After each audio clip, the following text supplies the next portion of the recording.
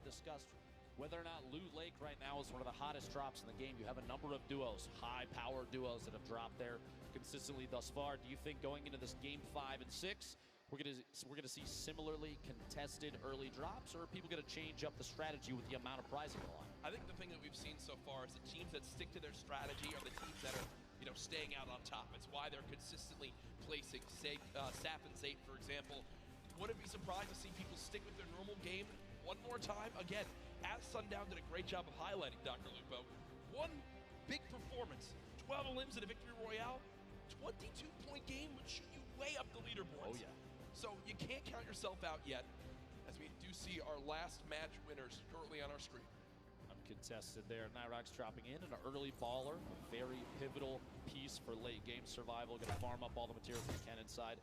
Not going to smash too much of the outside until maybe the last second, just to prevent any reveal of his own position. He's just going to go ahead and move on. And actually does see targets down below. A couple attempted shots with that scope. They are accuracy at this level. Going to have to be very key if you're going to try and pick up an elimination that early. The scope might be exactly what Nyrox needs to establish yet another elimination to get himself higher on the leaderboard of this duo. Remember, the scope, the assault rifle, a hit scan weapon. You aim, you point, you shoot. If it's on him, it'll hit him. And these guys have pinpoint accuracy, as it's known. When you land on the southwest side of the map, if you don't land in an exact big area, it's a very, very scrappy start. It's a lot around getting a baller, rotating on through, and just trying to pick up one chest here, loot one building here, and piece some things together. It's known how tough it can be, but Nyrox and Aqua currently on their way. Let's shift our focus towards Neo Tilted here. You see Mongrel and Mitro, who so many times have been contesting here with Clix and Skeptic. Clix and Skeptic so far, pretty quiet day today, Dr. Lupo. I would agree. 4 duos, though, in Tilted. Going to be interesting to see who opts to take an early out, maybe go for the ballers that spawn in that slipstream around the outside, or maybe get a little aggressive and push on another team that spawns in there. Potentially from an earlier game, though, Skeptic hopefully learned his lesson. You don't want to L the camera necessarily too early. Yep. Love to see the confidence, though. He's a very confident player, which does not surprise me. Extremely skilled, so that kind of gameplay, you're going to see it from Skeptic on and off the stream and on and off the land here. Arthur Ashe Stadium, one of the coolest arenas I think we've ever done this in. Oh, incredible. It's, you walk on through, you see all the tennis greats, and I hope they put up a poster of the winner of the Fortnite World Cup there. It's Serena Williams, Sap and Zate. Honestly, it would be incredible. It would be. I think that sounds good to me. I think that people wouldn't be confused at all. But maybe it's the start of a great legacy here at this arena. But right now, you begin to point out Mongrel and Mitro landing here every single game. 4 teams though, still in Neo Tilted. When will the battles begin? 97 players left. Every duo still represented.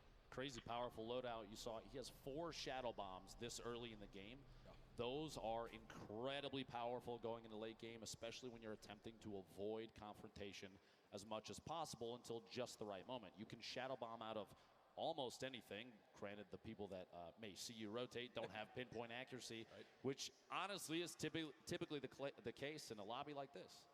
Well, we go ahead and look at Lucky Landing right now. 2 teams currently here. This has been the case so far this game. Gustavox 8 and Wishy DP up against M11Z in the duo right there. At this point, yeah, I was going to say, it looks like they're just opting to do a little bit of a split here. Just watching the opponents move around down below. They don't necessarily have to push just yet. They do have a little bit of time before the storm starts to make a move here, so pressure is going to be applied before you know it. But a loadout like this, there's no shotgun in the inventory. They have the shockwaves to rotate if they need to, but those are oftentimes saved for late game if you can do it. It's an easy way to push through opponents' builds that are above you, as we've seen in previous matches countless times. Take the high ground without maybe being challenged. The only downside is you put yourself way out in the open. We did see a number of players get eliminated on the fly, literally, while shooting through the air with a shotgun. So we'll have to see. Shots are behind Gustavox 8. Knockdown, no shield remaining. Wondering if Daedra and M11Z decide to push off this Wishy. Reveals that he does have that heavy sniper, grenades coming on through.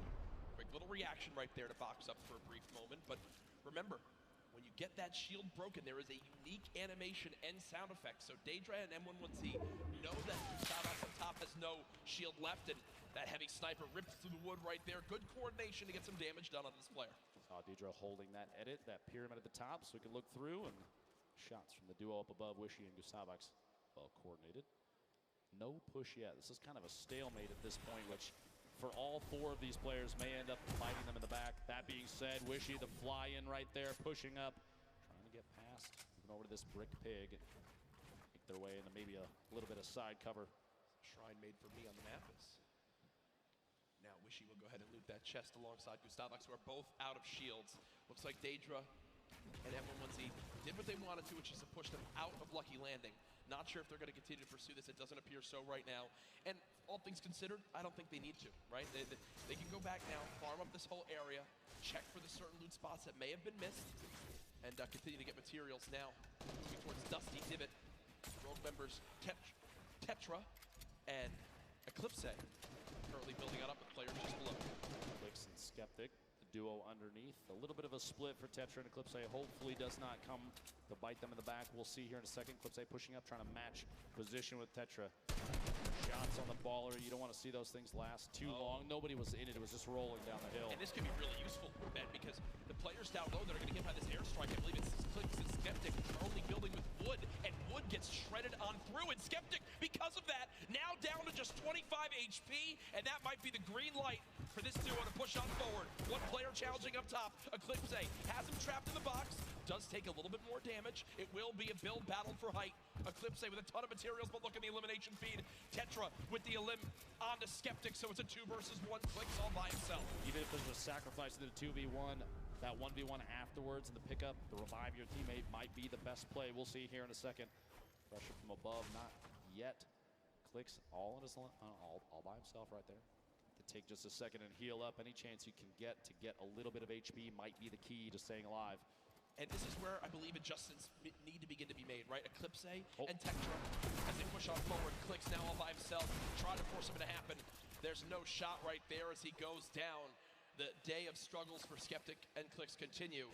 But the point I was going to make right there is, now you're getting to a point where you need to go and push for those elims if you want to make the climb back up that leaderboard.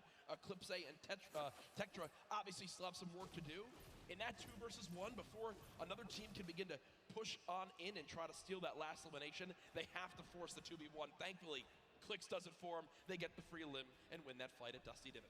Meanwhile, Saf and Zayt, first game winners, current leader. Saf beat from above. Oh my gosh, the heavy snipe to knock the pyramid, and immediately capitalizing on Saf being exposed, leaves Zayt in a 1v2. A little bit of a panic, and the Shadow Bomb may or may not be enough. Right into the slip to try and sneak away. Gonna run down in some previous builds. That's a quick pick off there from 4ZR and nowhere. And that's the second time we've seen that today. The player with the heavy sniper, they can see that the pyramid is being edited on through and peeked through. So they immediately call that out. They time the shot alongside AR shots, or that one, I believe it was actually shotguns. And Saf is eliminated before he can even build a single wall. As right now, it's Zayt all by himself. Now moving towards the northeastern side of the map near Pressure Plant. Our mech friend no longer there, but Nyx just took a ton of damage. Close by, I believe. Did he get sniped? I think he got sniped. I believe he did. Sitting on quite a bit of healing, though. The slurp, minis, that campfire, all going to be big there. You see he's waiting for the campfire to finish. He's going to pop that slurp, get back to 100, 100. Meanwhile, Airwax, Nikov owning the top of the ship here. Just taking shots at anybody that rotates. That high ground advantage, even early game. We look at it a lot. Late game. Yep. A lot of the build fights and late game rotations are capitalized by players that have the high ground advantage. But even early game, high ground gives the ability to scout. Aiden, Sean goes down. Aiden, an attempt to push on through and try and pick up the elimination on his opponent. Quinton inside the box there, does knock the wall out, picks up the materials. And grab the card of his teammate. I was going to say, I think that the teammate was knocked, so it is a 1 versus 1 in this fight. Aiden at max HP. Gets the high ground for the moment. Quinton, absolute the health disadvantage. Aiden most likely knows this. Continues to push for this elimination. Wants to clean this up as quickly as possible. Wondering if Quinton has any traps to be used right here. Doesn't appear so as of right now. That edit was just missed by Quinton as he tried to go push back up to the high ground. Just get him up. Aiden pushes on in. Spraying. Unfortunately not able to connect. Takes 44 damage right there. Quinton, a masterful fight so far. Aiden's health advantage now gone as they're about 15 HP between each other.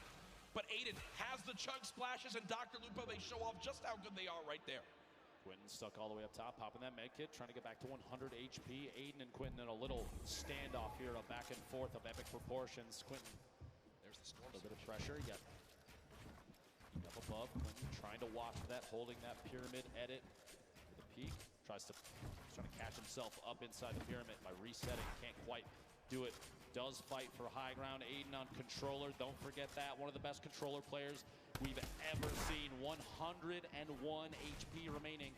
These inside the box fights, the combat for who can own a wall, the back and forth is insane. And the top down view, Aiden can't quite get that pyramid edit and gets caught in his own door. Did he miss? Yeah, I think he missed the edit out. Did wind up building a door, and Quentin makes it back in time to grab the reboot card. So Aiden and Sean go down quite early in game number 5.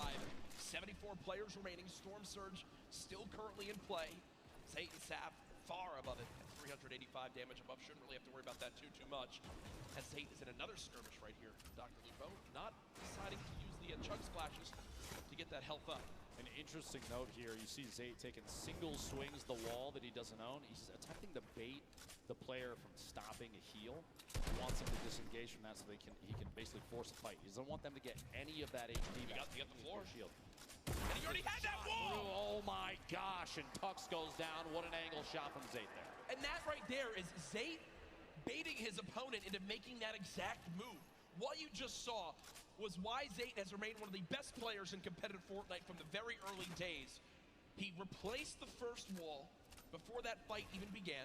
Then he moved towards his opponent, shot out the floor to push him towards the wall he already replaced. And once he did that, once the player ran and thought he was safe, he quickly hops on up, edits his own wall that he placed earlier, and gets the free elimination.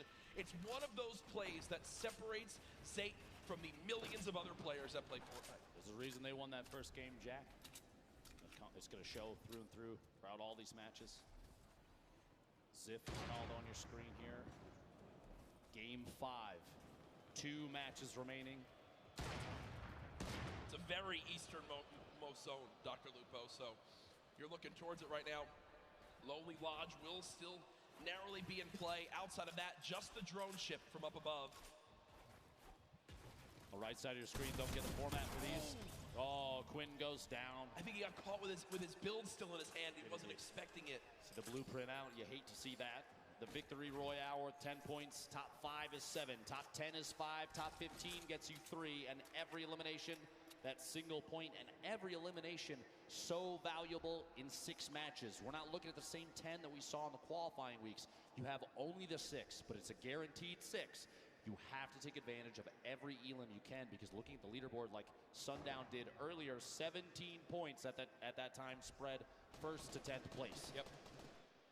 Here the fights continue. Tyler 15 and Lanane in an awkward position right now as Tyler 15 has gone down, and there's pressure from both sides. And you've got to think these players know exactly where they are, and that's what they're going to do.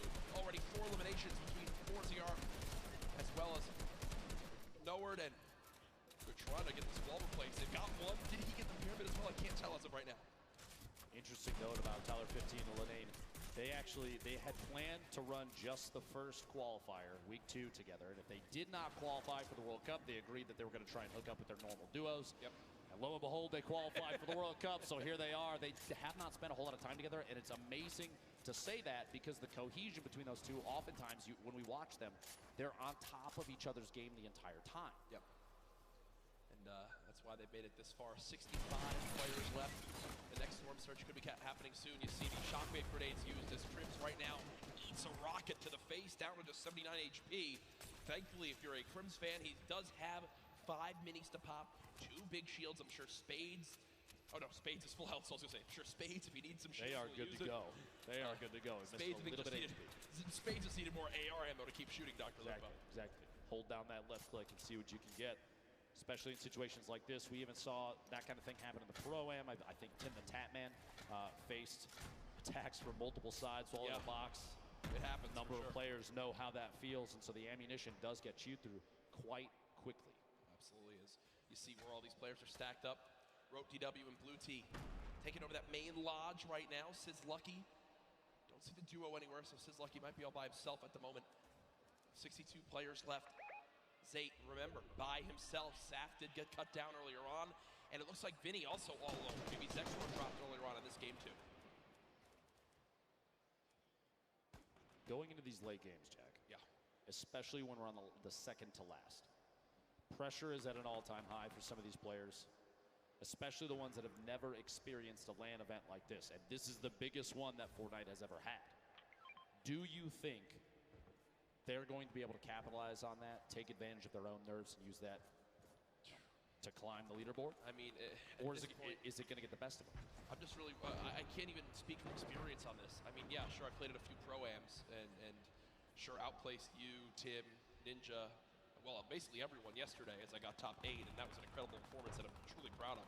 Jack, you outplaced us in both winnings and wake. But as we take a look at this again, I actually forget what I was going for this because I was complimenting myself so much. But Nate Hill and Funk Bomb, two players who've had a very quiet day so far, up 4 points up to this game. They've matched that in this one alone, so they're at 8 overall. And well, that's that moment we're talking about. With the shield broken, the entire lobby has decided you are the player we're going to shoot at. And Nate Hill is burning through materials. This is looking like it's going to end right here for this FaZe Clan duo. Nate trying to make it through. Just a frantic flint knock shot. At that point, it's desperation. 6 total builds, no healing, only 34 HP. Imagine if Nate had caught. Wait. Did tag him. And no. Shots from the side. He's caught between multiple teams. Players rotating into the zone. Players that were originally taking shots. A tough break there in Game 5 for Nate Hill and Funk Bomb. Keenstar and Hunter do wind up finishing off that elimination with the help of Serpent and crew. 57 players left now. This zone, man, is in the middle of basically a forest, but most trees are now gone. I'm looking at the minimap right now. This is a pretty central zone where everything's remaining. So players on the outside will need to move in from all areas. The zone pushing forward. Here are Mitro and Mongol. A quiet game so far. 0 eliminations up to this point. The question remains, will EU climb up into the top 3? They're just on the outside right now. I know this is NA home turf, but I know the hundreds of thousands of European members of the Fortnite community are out there rooting for duos like Mongol and Mitro to pop on up. And unfortunately, when I mentioned EU duos, I just saw Benji Fishy and Mr. Savage go down to the duo of Arkram and Falconer as they continue to perform well, a team also in the top 6. Not out of this just yet. 1 game still remaining. This circle, a east-southeast push. This is the 50-50 where you're going to see a number of players sit inside the next safe zone and take advantage of that ability to watch people rotate in. That's where a lot of the eliminations mid-game happen, is people trying to get into the next position, and players like Mongrel, Mitro, they are in spots to take advantage of that. That being said, Ronaldo does take out Mitro on the feet, picks up that elimination for the duo. 28 duos remaining. We're not even close to placement points yet. That happens at 15, Jack. Yeah, and Mongrel knows this. When you look at his inventory right now, no combat shotgun, still this epic tactical shotgun, quite good. The big question for me, 2 shadow bombs, all the movement, how exactly does he play this? Mongrel looking for an elimination, shot comes on in, does get a small little shield tag, but not too much to begin to push that. Good job at least getting up this layer of height. Remember, it's so tough in elevation here when there's so many builds. Bottom right of your screen, another solo still remaining. It's Zayd, who still has, I believe, 3 shadow bombs left, Dr. Lupo, to make plays in the late game. 2 of the biggest players we've watched thus far. A lot of people just waiting to see how things are going to play out. Mongrel holding this edit. He's waiting for that opportunity to pop up with that purple tack. See if he can do enough damage to pick up an elimination or at least a knock, especially as we get into the circles where movement of the entire zone is going to happen. A knock will translate into a full elimination. The siphon will kick into the HP or shield. Those last second elims before things start to move, those are huge. They give you that little boost you might need to engage in the fight on the move. Falconer, Arkram sitting in a great spot right now, kind of smack dab in the middle of the current safe zone. Yeah. We have 21 seconds before this circle starts to move. I mean, I feel like this duo hasn't been spoken about a ton so far today. They're currently top 5, Dr. Lupo, in another place where... Incredible players. Yeah, they can absolutely make some noise right here in this one if they can finish strong. Remember, other teams in the top 5, though, still have representation. With Zayd still in this one. Falconer and Arkram. Arkram quite weak at the moment, though, about 120 HP in total. 27 duos left. If you're keeping in mind the format of this game, it's top 15, and they're going to go ahead and shockwave across. They both use 1 shockwave together, and now the push begins. Falconer slowly inching towards this zone. He's being pressured by some stinks at the moment. Only 7 total builds left. He's got to follow up his teammate, and that's a great recovery by this duo. He's made it back to Arkram, but look at the high ground, folks. The battle begins now. Aqua and Nyrox are winners from last game, already back on height, and high ground has been the key to victory so far today. Just underneath Airwax, the back-to-back Pro-Am winner, and his duo Nikov below. Previous game winner sitting all the way up on top. Cease and Elevate rotating across the very front of the circle. You see players flying across the current safe zone. The shockwave grenades so key in movement late game right now in the current meta. Players on bottom fighting it out. Only a few ballers left in play right now, and they're most likely, if not already, going to be eliminated very quickly. 19 duos left. Aqua on the top. He'll come float back down here in just a second. Battle still going. Nyrox and Aqua off the high ground. No one challenging for it as of yet. You got Elevate and C still on the low ground. Punisher there as well. Mongrel still making plays happen without any movement items left. We are one team away from placement points being earned, and there it is. We are now in our top 15. Zay getting caught off guard from behind. Linane drops in. He wound up dropping in 16th. It's just outside of placement points. Zay and Saf will not earn placement points this game. The lobby beginning to drop like flies, and look on the high ground still, folks. It's Nyrox and Aqua setting themselves up for a great spot at the end of this game. 2 players still left in ballers. Somehow, Mongrel is, oh no, he goes down right there. 11 players left, Dr. Lupo. Players all the way to the high ground, still Aqua and Nyrox. They have absolute ownership of everything underneath them so long as they stay on top of their material count. They don't get overzealous with those builds. You have to savor those, because right now there's nothing left unless you pick it up from a player that gets eliminated. Item at the edge of the zone goes down. Spray from that minigun from Aqua. He is not letting anybody move unchallenged right now. So powerful. 2 duos left. It's Aqua and Nyrox, Cease and Elevate. The rest are all solos down low. Clusia with the elimination on a Chapix. Cease and Elevate deciding to drop down low because I believe they're out of builds. They've just got to go brawler mode right now. Cease getting chunked by this minigun of Aqua as he continues to rain down fire. Down goes Cease. Elevate now weak as well. The circle's moving back the other way. Wolfies is at the forefront right now in one of the best spots because all those builds potentially already owned. He can just make his way on through without challenge. Skype trying to challenge for high ground and gets absolutely beamed. Daedra and Wolfies in this game as solos. Clusia as well. Aqua and Nyrox. Could they get another victory royale? Currently at 5 eliminations this game. Aqua, stink grenades from above. Still riding the minigun. Still 250 small ammunition remaining. And this thing is so punishing from above. You have that high ground advantage. You have the shots on Wolfies from above the elimination, a 3v2 situation. Aqua, Nyrox looking to pick up the first World Cup back-to-back victory royale, Jack. Pressure coming on in. They drop down low. The tag's coming. Oh my gosh! There it is! A 17-point performance from Aqua and Nyrox as they win it again. That alone, those 2 games may be enough to push them all the way to the top of the leaderboard, and they are 1 game away, if they can hold that, from $3 million.